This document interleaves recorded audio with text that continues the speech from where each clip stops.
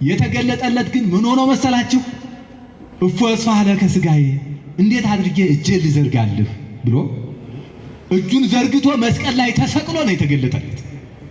መስቀል ላይ በዕለተ ዓርብ የሚሰቀለውን ስቅለት ከዚያ ከ490 ዓመት በፊት የተሰቀለ ሆኖ ታየው። እንዲሆኝ ተሰቅዬ አድንሃለሁ ሲል ተሰቅሎ ሲታየው ኤርምያስ ተንገዳግዶ ደንግጦ ወደቀ መሬት ላይ። ደቀ መዛሙርቱ የሞተ መስሏቸው ሊቀብሩ ዙሪያውን ከበቡ።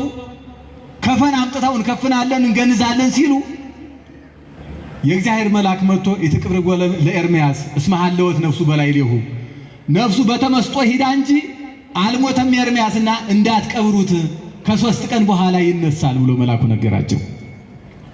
እነሱም ኤርምያስን በመቅበር ፈንታ ቁጭ ብለው በዙሪያው ሆነው እስኪነሳ ድረስ ሲጠብቁ ሰነበቱ።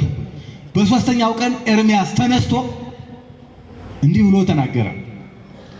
ናሁ ጊዜ ለሊሁ ይመጽእ አምላክ ወልደ አምላክ ወይ ሐሪ 12 ሐዋርያት ወይ ከይዱ ውስተ ደብረ ዘይት፣ የአምላክ ልጅ አምላክ ኢየሱስ ክርስቶስ ወደ ምድር ይመጣል። 12ቱን ሐዋርያት ለተልእኮ ይመርጣል። ከቅድስት ድንግል ማርያም ተወልዶ በደብረ ዘይት ይገለጣል። በደብረ ታቦር ላይ ብርሃነ መለኮቱን ይገልጣል ብሎ ጌታችን ሰው ሆኖ የሚሰራውን ስራ በሙሉ ነገራቸው።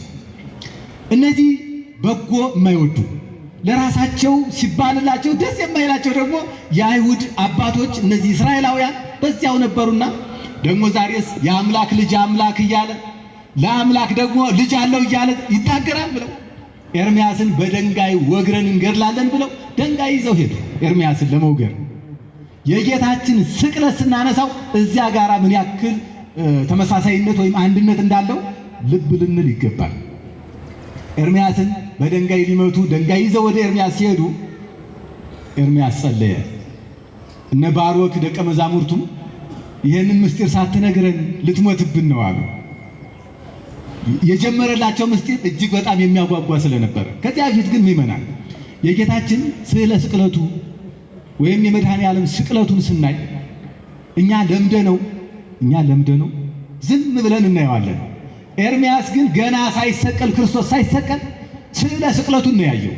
ጌታችን እንደተሰቀለ ደሙ እየተጀረጀረ ደሙን የሚያሳይ በመስቀል ላይ የተዘረጋ እጁን የሚያሳይ እግሩ የተቸነከረውን የሚያሳይ ያንን በጦር የተወጋ ጎኑን የሚያሳይ ስዕሉን ሲያይ መቆም አቅቶት ነው የወደቀው። የሞተ ሆኖ ነው የወደቀው። ይሄ የተከፈለ ቀላል ዋጋ እንዳይመስልን። ዓለም እስከ ፍጻሜዋ ልትተካው የማትችል ወይም ብድራቱ ልትመልስለት የማትችል ምስጋና ብቻ የሚገባው ዋጋ ነው። ስለ ሁሉም ነገር መድኃኔዓለም የተመሰገነ ይሁን። አሜን። ይሄንን ስዕለ ስቅለቱን ኤርምያስ አይቶ መውደቁን ልብ ይሏል። ከዚያ በኋላ ያን ያየ ኤርምያስ ምን ብሎ ጸለየ? እዚያ የቆመች አንዲት ድንጋይ ነበረች። ጌታዬ ይችን ድንጋይ እኔን አስመስላትና እኔ ያየሁትን ለደቀ መዛሙርቴ ነግሬ ስጨርስ እነሱ እንዲገሉኝ ግለጠኝ፣ እስከዚያ ድረስ ግን ድንጋይቱን እኔን አስመስላት ብሎ ጸለየ። ያቺ ድንጋይ ኤርምያስን መስላ ቆመች። ድንጋይቱ እኮ ናት። ከዚያ በኋላ ልቡናቸው ከድንጋይ የጠነከሩ እስራኤላውያን ያችን ድንጋይ ኤርምያስ ናት እያሉ በድንጋይ ሲደበድቡ አሉ። ኤርምያስ ግን ተቀምጦ ለደቀ መዛሙርቱ ያየውን ምስጢር በሙሉ ነገራቸው፣ በመጽሐፍም አጻፋቸው። ኤርምያስ የሚለየው የሚያስተምረውን በሙሉ ይጽፋል። ለዚያ ነው ትንቢተ ኤርምያስ፣ ተረፈ ኤርምያስ የሚባሉ መጽሐፎች። እንዲያውም መጽሐፎቹ ራሱ ፈተና ሲቀድማቸው እንደገና ያጽፋቸዋል። በመጀመሪያ ትንቢቱን ጽፎ ሲልከው ሰዎች ቀደው ጥለውበት ነበር። እንደገና በመንፈስ ቅዱስ ገላጭነት የተገለጠ ስለሆነ እንደገና ጽፎ ነው ያ ዛሬ የምናነበው ኤርምያስ የተገኘው ማለት ነው። ስለ ጌታችን በአጠቃላይ ስለ የማዳን ጉዞ የሚናገረው መጽሐፍ።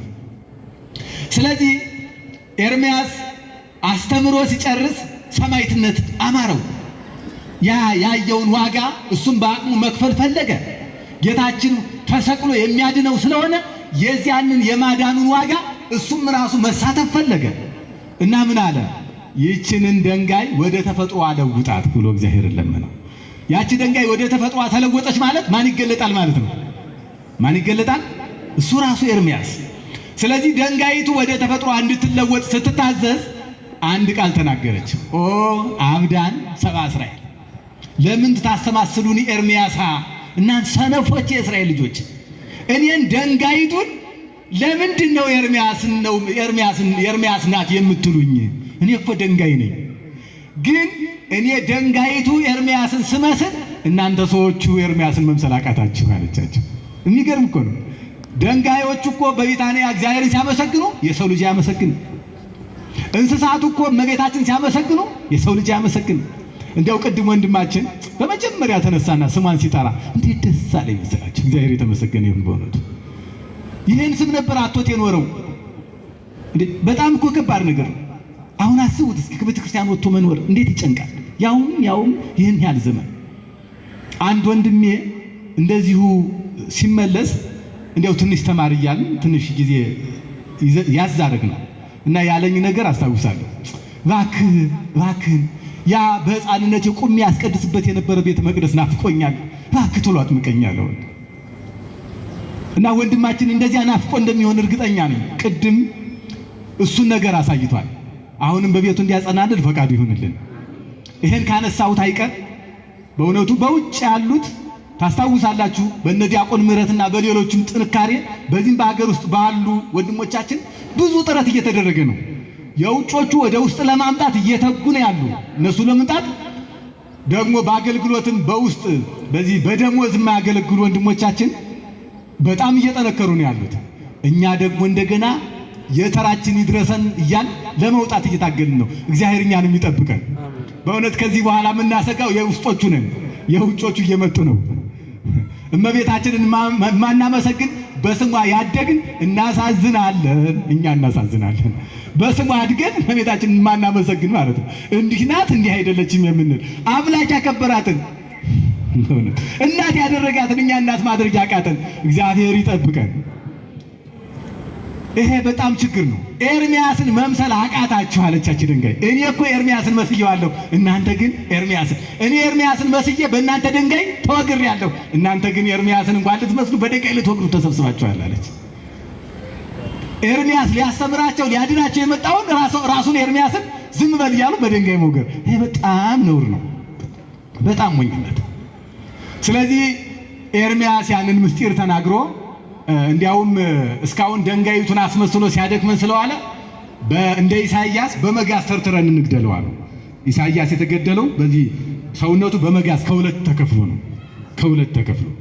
ከዚያ እንደገና ግማሽ አካሉ በኩላ ሜንጦ ታውቃላችሁ አይደል? ልብስ የሚሰቀልበት ግማሽ አካሉ በዚህኛው በኩል በሜንጦ፣ ይሄኛው አካሉ ደግሞ በዚህኛው በኩል በሜንጦ ተሰቅሎ መቀጣጫ ማሳያ ይሆናል ተብሎ ነው ኢሳይያስ የተገደለው። እና ምን አሉ? ኤርምያስንም እንደ ኢሳይያስ አድርገን እንግደለው አሉ። እና እንደው አባቶቻችን ሲተረጉሙ ያዘኑለትን አይደለም በድንጋይ ይወገራሉ፣ ያዘኑለት ለኤርምያስ ያዘኑለት ማለት ነው። የጨከኑት ሰውነቱ ይተርተር አሉ። ያዘኑለት ግን ምን አሉ? በድንጋይ ወግረን እንግደለው አሉ። ያው እንግዲህ እነዚህ ቢያንስ አዝነዋል ማለት ነው ላሟሟቱ። መቼስ አለ አይደል በእሳት አቃጥሎ ከሚገድል በሰይፍ መትሮ የሚገድል ይሻላል አይደል? አገዳደሉ ቢያንስ አንዳንድ ጊዜ እኮ አገዳደል ራሱ አዝኖ ይገደላል እኮ ይገርማቸዋል። አሁን ለከብቶ ለእንስሳቱ ለበጎቹ ለፍየሎቹ የሚያዝኑ ሰዎች መጀመሪያ አንገቱን ባርከው ያርዱታል። አንዳንዶቹ ደግሞ ዝም ብለው እኮ አቅማዳ ለመውጣት እያሉ ዝም ብለው በቁሙ ይገፉታል አይደል? እና መቼስ ሁለቱም ቢገድሉት ያንን በግ ያዘኑለት ደግሞ ገዳዮች አሉ ማለት ነው አይደል? አንገቱን የባረኩት ያለዚያ አንዱ አንገቱ ሳይባረኩ ዝም ብሎ በላዩ ላይ ቆዳውን የገፈፉት ደግሞ ያላዘኑለት ገዳዮች ናቸው። እና የኤርምያስ የታዘነለት ሞት በድንጋይ ተወግሮ እንዲገደል ተደረገ። የኤርምያስን በዚህ እንጨርሳለን። ግን አሁን ምን ይዘው ምንድነው? እንዴት አድርጌ እጄን ልዘርጋለሁ? እስኪ በሉት። እንዴት አድርጌ? ጌታችን እኮ ነው ለኤርምያስ እንዴት ሆኜ ልዘርጋለሁ እጄን? ከመዝ በመቅደስ ከሶራ አስተራይኩከ በቃ እንዲህ ሆኜ በቤተ መቅደስ ታየው አለው። ቤተ መቅደስ ያላት ቀራንዮ ናት። በነገራችሁ ላይ ቤተ ክርስቲያናችን የጌታችን የማዳን ጉዞ በሙሉ የያዘች ናት። ለምሳሌ ጌታ ማዳኑን የጀመረው በማኅፀነ ድንግል ተጸንሶ ቤተልሔም ላይ ተወልዶ ነው አይደል? ቤተልሔም የሚባል በቤተ ክርስቲያናችን ክፍል አለ። ቤተልሔም ታውቁታላችሁ አይደል? የቤተ ክርስቲያኗ ቤተልሔም ቤት በኩል ያለች በምስራቅ በኩል። እንደገና ደግሞ ከዚያ በኋላ የማዳኑ ጉዞ ከስደቱ በኋላ ከሌሎቹ ካደገ በኋላ በ30 ዓመቱ ምን ሆነ? ተጠመቀ። ስለዚህ መጠመቂያ የጌታችን ዮርዳኖስ የምንለው ዮርዳኖስን የሚያሳይ መካነ ጥምቀት በቤተ ክርስቲያናችን አለ። ስለዚህ ቤተክርስቲያናችን ዮርዳኖስን የያዘች ናት ማለት ነው። አሁንም ቤተክርስቲያናችን የማዳን ጉዞ የተፈጸመባት ደግሞ ሌላኛዋ ቀራንዮ ናት። ዋናው ጉዳይ ማለት ነው። ቀራንዮን ደግሞ ቤተክርስቲያናችን አስቀምጣለች። እሱም መቅደሱ መንበሩ ያለበት ጌታችን ዕለት ዕለት የሚሰዋበት አንድ ጊዜ የተሰዋ መስዋዕት የሚቀርብበት መንበሩ ነው። ይሄም ቤተክርስቲያናችን ውስጥ አለ። ስለዚህ ቤተልሔም፣ ዮርዳኖስ፣ ቀራንዮ እኛው ቤተክርስቲያን ውስጥ አለ ማለት ነው። እና ከመዝ በመቅደስከ አስተርአይኩከ እንዲህ ሆኜ በቤተ መቅደስ ታየው። ከመዘ በመቅደስከ አስተርአይኩከ በቤተ መቅደስ እንደምገለጠው ወይም እንደመገለጤ ተገለጥኩልህ። ምን አልየ እጄን ዘርግቼ ጌታችን አምላካችን መድኃኒታችን ኢየሱስ ክርስቶስ ተገፎ ተገርፎ ተገፍቶ ምራቅ ተተፍቶበት ብዙ መከራ ተቀብሎ የመጨረሻው በሞቱ ሞትን ድል ያደረገበት ቦታ ቀራንዮ መስቀሉ ላይ ነው። መስቀሉ ላይ ያደረገው ጉዞ እያንዳንዷ ጉዞ ትምህርት ናት፣ ሕይወት ናት እያንዳንዷ ጉዞ። ስለዚህ ሲቀራንዮ መስቀሉን እንየው። ምክንያቱም የተሰቀለው ኢየሱስ ክርስቶስን ማየት ታዘናልና ስሁለ ይኩን በዓይንከ በዓይን ላይ የተሳለ ይሁን ተብለንም ታዘናል። ስቅለቱ ሁልጊዜ ቤተ ክርስቲያን ስትገቡ ስለ ስቅለቱን የምናይበት ለዚያ ነው። ሁልጊዜ ጌታችን መድኃኒታችን ኢየሱስ ክርስቶስን ስቅለቱን ማየት ማለት ማዳኑን ማሰብ ቸርነቱን መናገር ነውና እና ጌታችን ሲሰቀል እጁን ዘርግቶ ነው የተሰቀለው። ምን አድርጎ? እጁን እንዲህ ዘርግቶ። ለምንድን ነው እጁን ዘርግቶ የተሰቀለው? አልፍ ከርሳችን ጋር የሚሄድ እንዲሆኝ ታየውህ የሚለውን ነገር እንድናይ እንጂ የማዳኑን ጉዞ በዚህ ጊዜ መናገር እንኳን አይደለም እድሜ ልክንም መናገር አይቻልም። ግን እጁን ዘርግቶ መሰቀሉ ለምንድን ነው? ቅዱስ አትናቴዎስ እንዲህ ይላል፣ እጁን የዘረጋው ሕዝብና አሕዛብን ለማቀፍ ነው ይላል። ለመሳብ እጁን ዘርግቷል። እንዲህ እጁን ዘርግቶ በቀኝ እጁ ሕዝብን በግራ እጁ አሕዛብን ጠርቶ ወደሱ ለመሰብሰብ ዓለምን ለማዳን መሰቀሉ ለማሳየት ነው። እንደ ኤርምያስ በድንጋይ ተወግሮ ሰውነቱ ተበጣጥሶ፣ እንደ ኢሳይያስ በኩላብ ተመትሮ ወይም በመጋዝ ከሁለት ተከፍሎ፣ እንደ ሌሎቹ እንደነ ጳውሎስ በሰይፍ ተመትሮ ጌታችን ያላዳነ ለምንድን ነው? ለምን መሰቀል አስፈለገው? ይሄም ሊታይ የሚገባው ጉዳይ ነው። የጌታችን ሰውነቱ አልተከፈለም፣ እንዳለ ተሰቅሎ ነው ያዳነን። ተሰቅሎ እኛን ማዳኑ ለምንድን ነው ብለን ከጠየቅ ጌታችን የተከፈለችን ቤተክርስቲያን ሊያስረክበን እንዳልፈለገ ማሳያ ነው። አንድ አካሉ እንዳለ ተሰቅሎ ነው ያዳነን። ልብ በሉ፣ ተሰቅሎ ማዳኑ ሰውነቱ ሳይቆረጥ ሳይፈለጥ እንዳለ ሰውነቱ እንዳለ ያዳነበት ምክንያት ቤተክርስቲያንን የወለዳት ቀራንዮ ላይ ነው። ጌታችን ቤተክርስቲያንን የወለዳት። ስለዚህ ቤተክርስቲያን ቀራንዮ ላይ ወልዷታልና ያቺ የወለዳት ቤተክርስቲያን እንደሱ አካል ያልተከፈለች፣ ያልተገነጠለች፣ ያልተለያየች ናት። ይህንን ልናይ ያስፈልጋል። በዚህ ዘመን ክርስቶስን ካልከፋፈልን ብለው እንዲህ አንዱ በዚያ ሌላ ሲኖዶስ፣ አንዱ በዚያ ሌላ ምናምን፣ አንዱ በዚህ እነዚህ ከአይሁድ የቀረውን የክርስቶስን መከራ የሚያበዙ ከሰቃልያን አይሁድ የከፉ ናቸው። እንናገረዋለን ይሄን። ምክንያቱም አይሁድ እንኳን ክርስቶስን ሰውነቱን አልለዩትም። እንዳለ ሳይከፈል ሳይገነጠል ነው የሰቀሉት።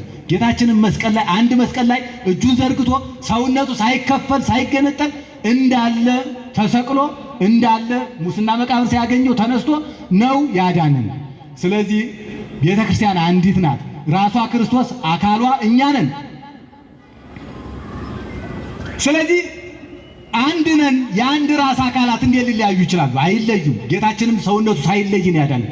የተመተረ የተቆረጠ የተጣለ ሰውነት የለውም። ሁሉም እዚያው ላይ ቆስሏል፣ እዚያው ላይ ተገርፏል፣ እዚያው ምራቅ ተተፍቶበታል፣ እዚያው ላይ ተሰቅሏል። እዚያው እንዳለ ሰውነቱን አውርደው ገንዘውታል። እዚያው ገንዘው መቃብር ቀብረውታል። እሱ ወደ መቃብር ሲወርድ ነፍሳትን ከሲኦል አውጥቶ ገነት አግብቷል። እሱ ሲሞት አዳምን ከነ ልጆቹ አድኗል። የጠፋውን አዳምን ፈልጓል። ልብ በሉ፣ አዳም ጌታችንን ያሳዘነው በማጥፋቱ አልነበረም፣ በመጥፋቱ ነበር። አዳምን ፍለጋ ጌታችን የሄደው ያጠፋ ጊዜ አይደለም፣ የጠፋ ጊዜ ነው። በማጥፋቱ ያላዘነ ጌታ አዳም ወዴት ነህ ብሎ የተጣራ አዳም የጠፋ ቀን ነው። አንዳንድ ጊዜ ማጥፋታችን ሳያንስ ደግሞ እንጠፋና እናደክማለን። በእውነቱ ማጥፋታችን እኮ ሌላ ጉዳይ ነው። አጥፍተን እኮ እንደ ሕፃን የቆሸሸ ሕፃን ያለቅሳል እናቱን እጠቢ ማለቱ ነው። እኛም የእግዚአብሔር ልጆች ነንና ከቆሸሸ ሰውነታችን በኃጢአት እናለቅሳለን፣ ክርስቶስ ያጥበናል እንጂ ካጠፋን በኋላ ደግሞ እንደገና ስንጠፋ ሌላ ጉዳይ ይሆን ሌላ ችግር እና አዳም በበለሱ ስር በዛፉ ስር በተደበቀ ጊዜ ዛፉን ቆርጦ ከመብላቱ በላይ ጌታን አደከመው። በእግሩ ተመላለሰ፣ በገነት ውስጥ ተመላለሰ። በመመላለስ ብቻ አልቆም፣ አዳም ወዴት ነህ ብሎ ተጣራ። ይሄ ጥሪ አዳም ስላጠፋ የመጣ አይደለም፣ ስለጠፋ የመጣ ነው እና አጥፍቶ ከመጥፋት እግዚአብሔር ይሰውራል። አሜን። ግን ሆኖም ቢጠፋም አዳምን ፈልጎ አዳምን ከወደቀበት ከገነት ወደ ምድር መጣ። አዳም ጌታችን ወደ ምድር ወረደ። ከምድር ወደ ሲኦል ወረደ አዳም፣ ጌታችንም ወደ ሲኦል ሄደ። ከደረሰበት ድረስ ሄዶ ከገባበት ገብቶ አዳምን አወጣው። ቸሩ መድኃኔዓለም ኢየሱስ ክርስቶስ ስሙ የተመሰገነ ይሁን። አይ እንዲያው ጊዜ የለኝም፣ ጭብጨባዋን አቆዩልኝ። ጭብጨባው ለመዝሙር ይሆናል። እኔ ጋራ ትምህርቱን እንስማ።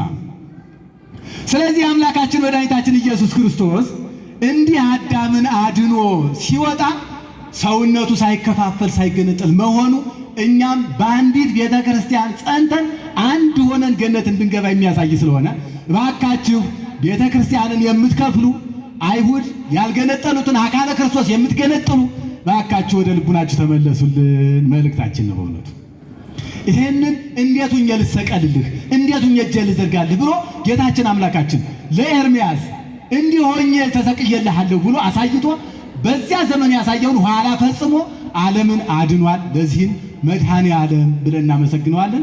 መድኃኔ ዓለም የተመሰገነ ይሁን። ይሄ የአዳምና የዋና የልጆቹ የድህነት ቀን ብለን የምናስበው እንዲህ ሆኖ ጌታችን የተገለጠበት ቀን ነው። በኋላም የማንረሳው የዛሬውንም በዓል ትንሽ ዳሰስ ስላደርጋችሁ አውዱ ከዚያው የወጣ አይደለም። እሷን ብያችሁ ልጨርስላችሁ። የዛሬው ዕለት የዛሬ 84 ዓመት በፊት ለ5 ዓመታት አባቶቻችን በዱር በገደሉ የከፈሉት ዋጋ በእውነት የሚረሳ አይደለም። እንዴ ምኑ ይረሳል? መርዝ ከሰማይ እየወረደባቸው መርዙን በላያቸው ላይ እያፈሰሱባቸው እነሱ ግን ምንም ሳይኖራቸው ለትውልድ ሀገር ለማስረከብ የተዋደቁ እነዚያ ጀግኖች እነዚያን እንዴት እንረሳቸዋለን? ምናልባት የሚነበቡ መጽሐፎችን ልንገራችሁ እና ብታነቡ ደስ ይለኛል። የተደበቀ ማስታወሻ የሚል መጽሐፍ አለ። የሀበሻ ጀብዱ የሚል መጽሐፍ አለ። የሌሎችም ሀገር በቀል ሊቃውንት የጻፉት መጽሐፍ አለ። እነዚህን ሁሉ እያነበባችሁ የዛሬ 84 ዓመት በፊት የነበረውን ያንን በኢትዮጵያ ላይ ያጠላውን ክፉ ጥላሸት ያስወገዱበትን ጥበብ ማየት ያስፈልጋል። አባቶቻችን ወላጆቻችን በዚያ ዘመን የነበሩ ይነግሩናል። የሀገር ቀላል አይደለም። እንዲያው 2 ሰዎችን ባስታውስ ደስ ይለኛል። ያን ዘመን ሳስብ በጣም የሚገርም ነው።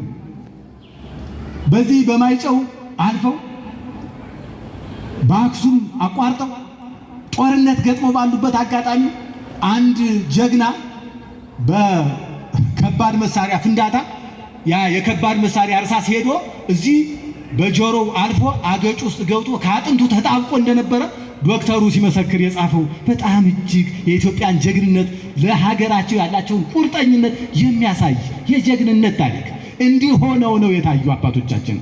እና ያ ሐኪሙ ምን ይላል መሰላችሁ? እዚህ ላይ አጥንቱ ውስጥ እርሳሱ ተጣብቆ ሰልስሮ አጥንቱን ፈልቅቆ ገብቶ ሰውየው ተቸገረ። እንግዲህ እዚህ አካባቢ የተመታ ሰው አይተርፍም ታውቃላችሁ። እና አክመው ተብዬ ወደ እኔ መጣልኝ ይላል። ራሱ ዶክተሩ ነው የጻፈው፣ ኢትዮጵያዊ አይደለም ዶክተሩ። እና ላክመው ስል ማደንዘዣ ልወጋ ማደንዘዣዬን ሳዘጋጅ ተው ዶክተር ማደንዘዣ አትወጋኝ። ለምን ስለው አይ አይምሮዬን ያደነዝዘውና የነጭ መጫወቻ ሆናለሁ። እንግዲህ ምን ላድርግ ሲለው ዝም ብለህ አውጣልኝ። ያለኝ አማራጭ ሰውነቱን ከላዩ ላይ ቆዳውን መግፈፍ ነበር ይላል።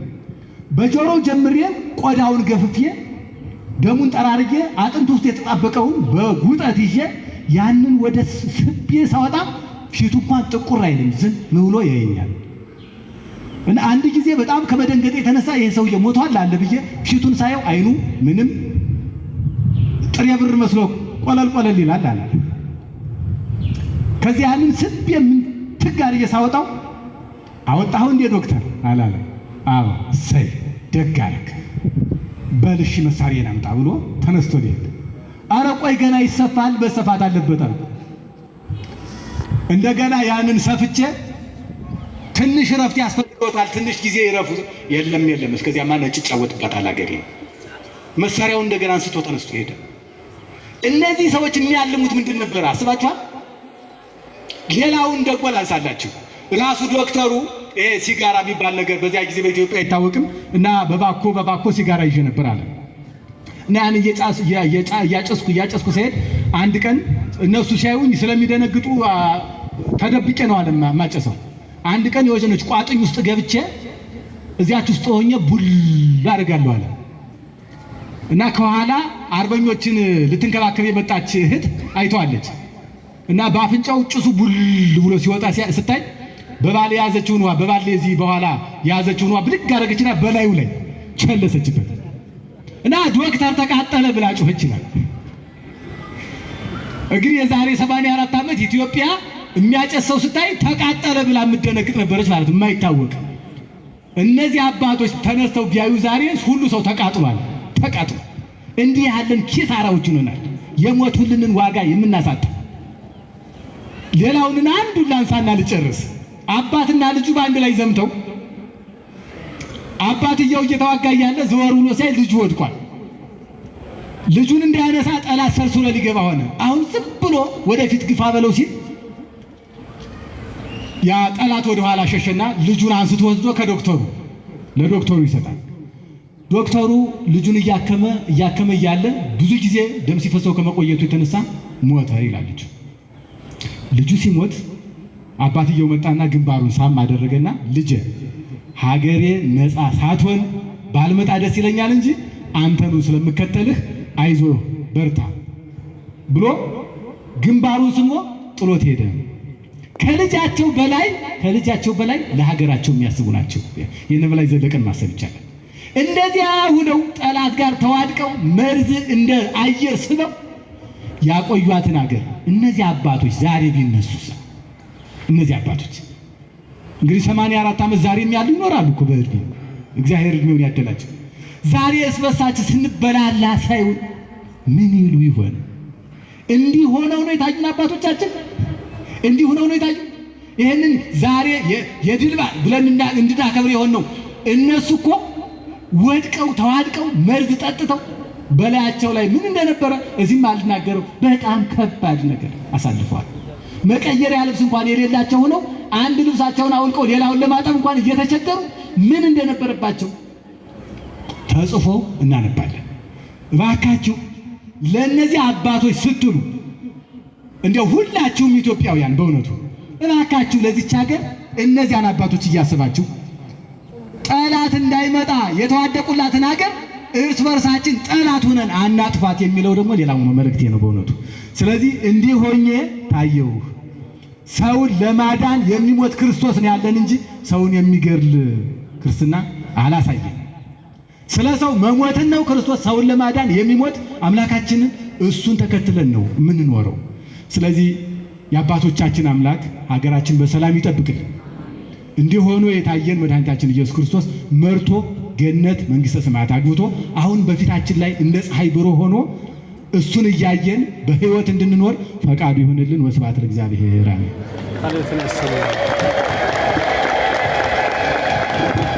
ያንሳል። በእውነት ከልብ ከፍ አድርጋቸው አመስግኑልን። ክፍል ሁለትን ያስተማሩን መምህራችን መምህረ መምህራን የኔታ በፃ ዓለሙ የደብረ ልዑላን ደብረ ታቦር መድኃኔዓለም የአራቱ ጉባኤያት ምስክር ጉባኤ መምህር አምላካችን በእድሜና በጤና ይጠብቅልን፣ ቃለ ሕይወትን ያሰማልን፣ ቃለ ሕይወትን ያሰማልን። ሁላችሁም በሉ አመስግኑልን። በእውነት መምህራን ዋናው ደመወዛቸው ትልቁ ክፍያቸው ዋናው ሂሳባቸው ምንድነው ከተባለ ቃለ ሕይወት ያሰማልን ነው።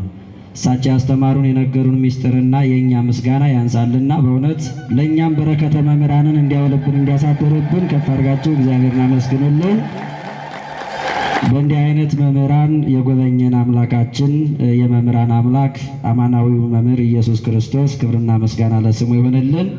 በእውነት እንደኛ የታደለ የለም። በዚህች ሰዓት ነፍሳችን ከእግዚአብሔር ጋር አብራ ሆና እየለመለመች የእግዚአብሔርን ቃል እየሰማች እውነተኛውን ምግብ እየተመገበች ነው ያለችውና ይሄ ለሁሉም ያልተሰጠ ነው። ለእኛ ግን ማን አደለን? ማን ሰጠን?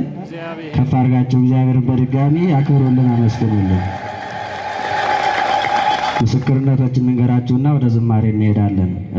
ብርሃን ገብረ ማርያም እባላለሁ። 100 ስዊስ ፍራንክ አስገብቻለሁ ስለት ነበረብኝ ብለው ሙዳየ ምጽዋት ራሳቸው አስገብተዋል። እንኳን ስለታቸውን ሰማልን፣ ለእኛም ስለታችን ይስማልን። ከፍ አድርጋችሁ እግዚአብሔርን አመስግኑላቸው።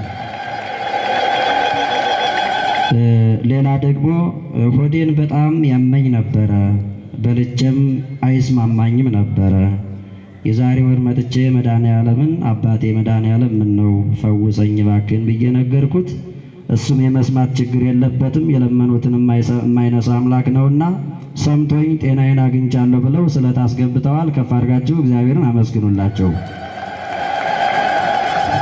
እንዲሁ እናቴ በድንገት ጡቷ ላይ እጢ ወጥቶባት ኦፕራሲዮን መሆን አለብሽ ተብላ አንዱ ጡቷ መውጣት አለበት ተብሎ ነበረ። ሁሉን ማስተካከል የሚችል እግዚአብሔር ነውና ይህን ሁሉ አስተካክሎልናል፣ ስለት አምጥተናል ብለዋል።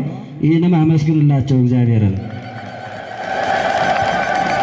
አንዲት እህታችን ደግሞ ልጄ በሊቢያ ይኖር ነበረና በጭንቅ በስቃይ ውስጥ ይኖር ስለነበረ እኔም ለመድኃኔዓለም ነገርኩት።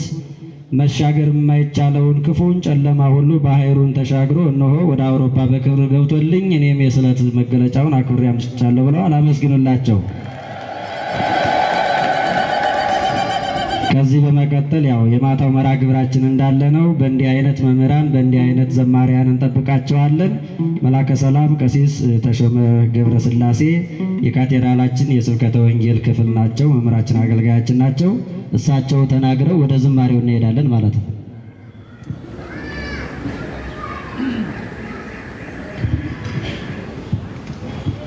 ክርስቶስ ተንሥአ እሙታን በዐቢይ ኃይል ወሥልጣን መስክሩ እንጂ ክርስቶስ ተንሥአ እሙታን በዐቢይ ኃይል ወሥልጣን አሰሮ ለሰይጣን አግዓዞ ለአዳም ሰላም እምይእዜሰ ኮነ።